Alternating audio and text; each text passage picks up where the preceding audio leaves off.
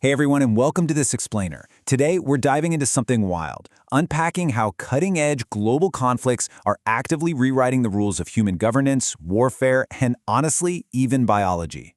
If you thought modern warfare was just about drawing lines on a map with traditional armies, well, the source material we're digging into today is going to completely shatter that illusion. I know, it sounds exactly like a geopolitical sci-fi thriller, but to really understand what's happening right now, we have to look way beneath the surface of the daily news cycle.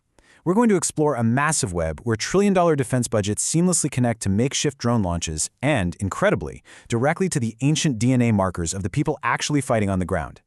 So here's our roadmap for today. We'll cover 1. The new architecture of war. 2. Merging global military systems. 3. Tactical realities on the ground. 4. The resistance to algorithms. And finally, 5. Ancient genetics and modern conflict. Let's get right into it. Starting with Section 1, the new architecture of war, or as the sources refer to it, a digital palimpsest. Think of this as the very top layer of our iceberg. The sources present a pretty radical concept here, that current conflicts are actually a testing ground for what they call digital neo-feudalism. Basically, traditional state power is being privatized by a global high-tech collective. Picture big tech and venture capital firms partnering closely with intelligence arms, like the CIA's In-Q-Tel. Under this new system, the traditional legal framework, those rational state-written laws, or the logos, is basically being dismantled. So, instead of constitutional rights, your life is increasingly governed by incredibly opaque corporate terms of service and these algorithmic black boxes. What we're literally watching is a clash of eras unfold.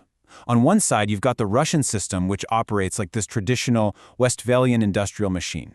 It's slow, it's hierarchical, it's totally obsessed with physical territory, and it expects to sit down and negotiate with a conventional boss. But on the flip side, the Ukrainian system is acting much more like a networked, decentralized tech startup. It relies heavily on localized, manual management, meaning formal laws are kind of just a facade that gets bent or ignored to meet immediate survival needs. Moving right along to Section 2, merging global military systems, well beyond your standard alliances. As we move a bit deeper down this iceberg, we see how this tech-driven shift is actively restructuring massive global military alliances. A huge example of this is Section 224 of the drafted 2027 NDAA, which proposes to structurally fuse the U.S. and Israeli militaries.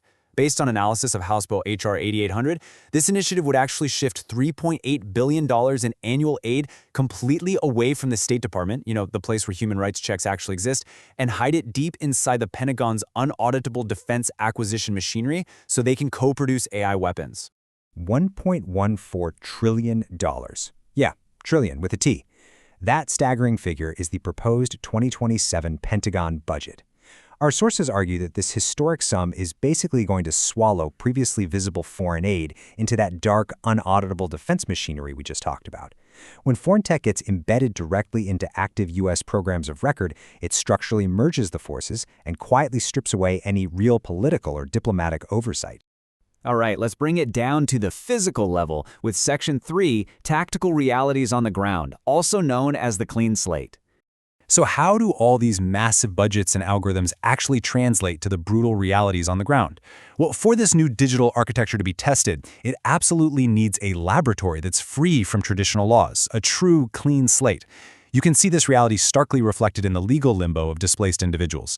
For example, look at this documented case of a Russian citizen held in a Ukrainian temporary facility.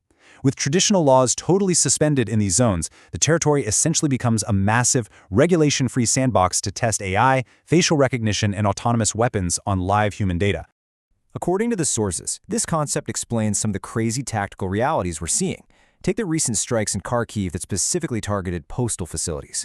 The claim here is that these are actually operating as dual-use hubs, where NATO specialists program drones for launch. It's wild. They allegedly load highly advanced satellite intelligence, the kind that requires serious officer-level clearance, onto drones inside these hidden hubs. Then, the drones are packed into completely normal civilian postal trucks and launched by local crews right off the highway, literally utilizing the moving truck's momentum.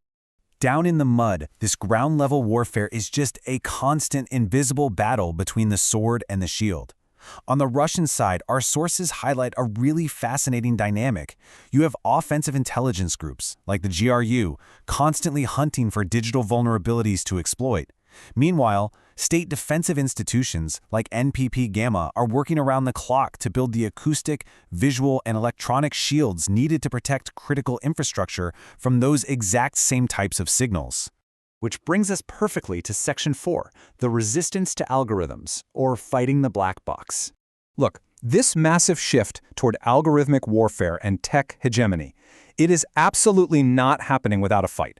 The attempt to literally turn the physical world into code is facing severe pushback from 5 very distinct global power centers. You've got China subordinating its IT oligarchs to maintain party control. You've got US military generals demanding actual physical metal and munitions because they know software alone cannot win a war. US antitrust groups are busting out old laws to break big tech monopolies. The EU is weaponizing miles of red tape and massive fines. And resource states? They're simply threatening to withhold the physical fuel and rare earth metals required to keep the servers running in the first place. And this quote right here highlights a profound, almost dystopian danger. When you strip away human institutions, you are left with automated decisions that nobody can legally challenge. Seriously, think about it for a second.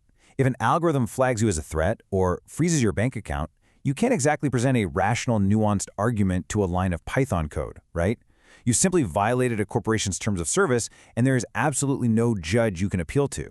Now for the deepest and honestly most surprising part of the iceberg. Section 5, Ancient Genetics in Modern Conflict, the palimpsest. Okay, so the analysis takes a seriously mind-bending turn into paleogenomics here. We are talking about mapping ancient human biology straight onto modern conflict.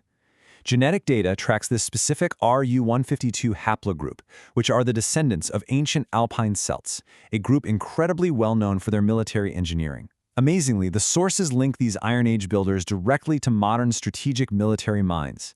This specific lineage has been continually associated across literally centuries with building defensive forts and adhering to a super strict, almost archaic warrior code. To actually put a face to this idea, the sources single out GRU veteran Ruslan Oshev. He carries this exact Mountain Celt genetic marker. His incredible record as a hero in the Afghan War, specifically surviving the brutal Salong Pass ambush in 1986, perfectly bridges those ancient warrior traditions with modern intelligence operations. His total adherence to prioritizing duty over personal gain is framed by the analysis as the literal biological and cultural persistence of this ancient lineage still operating today. So how does this ancient code shape the future? Well, as global governance kind of breaks down, the analysis suggests that nations are desperately trying to replace corrupt, stagnant bureaucracies with a brand new meritocracy, one that is literally forged in combat. The sources point to Russian initiatives like the Time of Heroes, which is actively trying to substitute old administrative red tape with combat veterans who operate on direct dialogue, ancient codes of honor, and extreme personal responsibility. And that leads us to our final section today. Conclusion: the human variable. We've covered a ton of ground today, traveling all the way from trillion-dollar defense mergers to tactical drone strikes launched from mail trucks, right down to the ancient DNA that still drives human conflict. We're watching the physical world desperately resist a total algorithmic takeover. So I want to leave you with this final, provocative thought from the source material. As ancient human lineages collide head-on with digital neo-feudalism, who will protect you when you no longer fit the algorithm's terms of service? It really strikes at the core of what it means to be human in an automated world. Thank you so much for joining me on today's Explainer, and keep questioning the systems around you.